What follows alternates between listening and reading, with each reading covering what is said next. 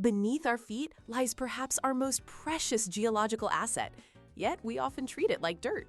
It can take hundreds of years to form a single inch of fertile topsoil, but only one season of mismanagement to wash it all away.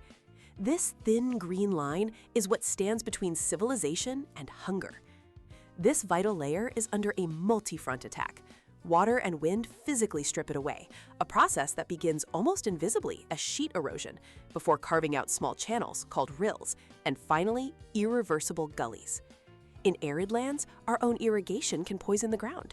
As the life-giving water evaporates in the hot sun, it leaves behind a crust of salt, slowly turning fertile fields into sterile flats.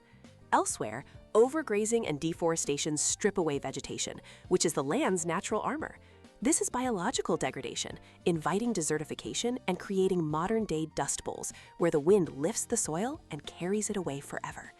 And as our cities expand, they often pave over the most fertile river valleys, entombing the very prime land that once fed them, a loss that is permanent. But we are learning to heal the land. The solutions can be brilliantly simple. By plowing along a hill's contour instead of down it, each furrow becomes a tiny dam, holding back the water. On steeper slopes, we build terraces, creating steps that tame the runoff. We're even learning to stop plowing altogether, using no-till methods that leave a protective blanket of crop residue on the surface. These aren't just farming techniques, they represent a fundamental shift. It's about viewing soil not as a medium to exploit, but as a living system to nurture. It's a transition from being exploiters of the land to becoming its guardians.